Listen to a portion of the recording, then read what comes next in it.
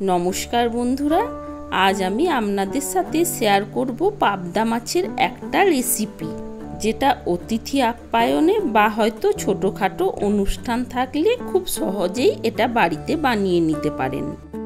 ধোঁয়া ওঠা গরম ভাতের সাথে এটা খেতে অসাধারণ লাগে। চলুন তাহলে রেসিপিটা দেখে নেওয়া যাক। নিলাম 800 গ্রাম পাবদা মাছ। মাছটা খুব ভালোভাবে ধুয়ে তারপর জলটা একটু ঝরিয়ে নিয়েছি। এবার এই মাছের মধ্যে দিয়ে দেব সামান্য একটু লবণ আর দিয়ে দেব পরিমাণ মতো হলুদ। তার সাথে দিয়ে দেব 2 চামচ সরষের তেল।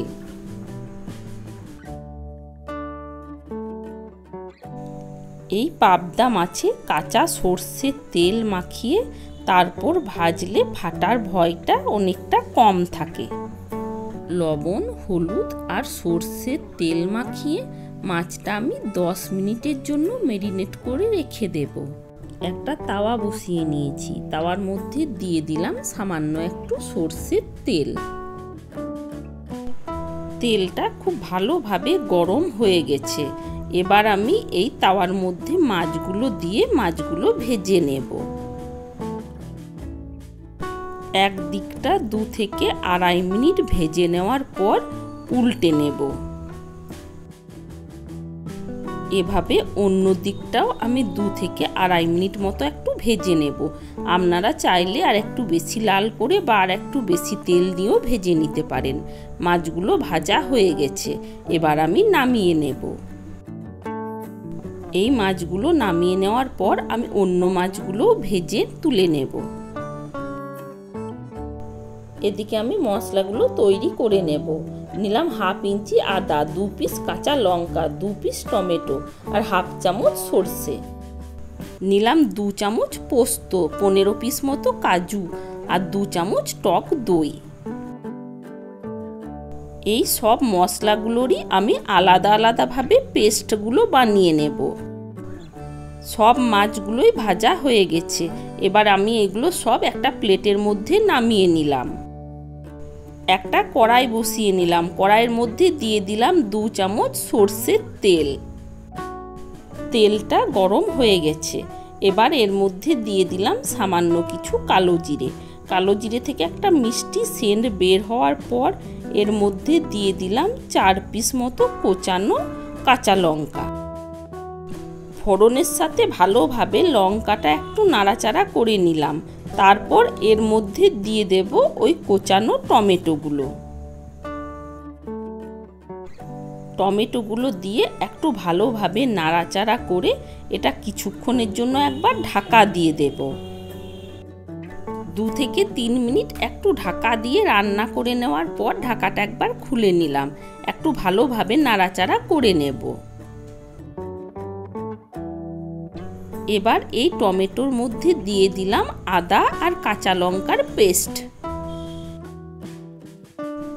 টমেটো আর আদা কাঁচা লঙ্কার পেস্ট খুব ভালোভাবে কষিয়ে নেব আর কিছুক্ষণের জন্য একবার ঢাকা দিয়ে দিলাম।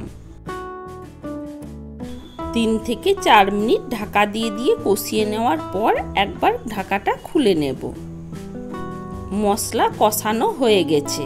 এবার এর মধ্যে দিয়ে দেব পরিমাণ মতো হলুদ আর দিলাম পরিমাণ মতো লবণ। হলুদ আর লবণটা মশলার সাথে নাড়াচাড়া করে নেব। মশলাটা যত ভালোভাবে কষাবেন রান্নার টেস্টটা কিন্তু তত বাড়বে। এবার এর মধ্যে দিয়ে দিলাম পোস্তর পেস্ট। এটা দিয়েও আমি মশলার সাথে ভালোভাবে কষিয়ে নেব। আপনাদের মাছের পরিমাণ অনুযায়ী সব কিছু উপকরণ একটু বাড়িয়ে কমিয়ে নিয়ে নেবেন। সরষেটা পেস্ট করার পর আমি একটু ছেঁকে নিয়েছি, তারপর এর মধ্যে দিয়ে দিলাম। হজমের সমস্যা যাতে না হয় সেই জন্য আমি একটু ছেঁকে নিলাম। সরষের পেস্টটা দিয়েও ভালোভাবে একটু নাড়াচাড়া করে নিলাম। তারপর দিয়ে দিলাম ওই ফেটানো টক দই। ফ্লেমটা এই অবস্থাতে একদম কম করা আছে। ভালোভাবে নাড়াচাড়া করে নিলাম। এবার এর মধ্যে দিয়ে দিলাম কাজুর পেস্ট। কাজুর পেস্টটা দিয়েও ভালোভাবে নাড়াচাড়া করে নেব। এবার সব মশলায় কিছুক্ষণ সময় ধরে ঢাকা দিয়ে দিয়ে কষিয়ে নেব।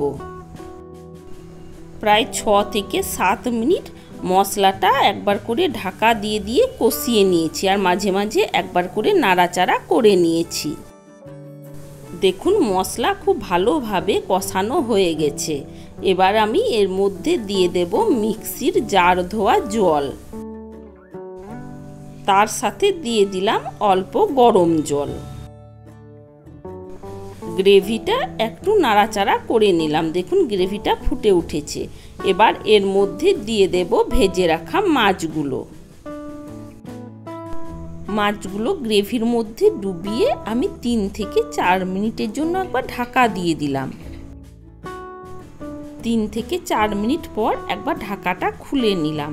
এবার মাছগুলো একটু উল্টে নেব। তারপর এর মধ্যে দিয়ে দিলাম 2 পিস কাঁচা লঙ্কা, তার সাথে দিয়ে দিলাম সামান্য কিছু কোচানো ধনেপাতা। একবার 2 থেকে 3 মিনিটের জন্য ঢাকা দিয়ে দেব। 3 মিনিট পর একবার ঢাকাটা খুলে নেব। দেখুন তৈরি হয়ে গেছে। আজকের এই রেসিপিটা আপনাদের কেমন লেগেছে অবশ্যই কমেন্ট করে জানাবেন। ভালো থাকবেন, সুস্থ থাকবেন। আবার দেখা হবে অন্য কোনো ভিডিওর সাথে।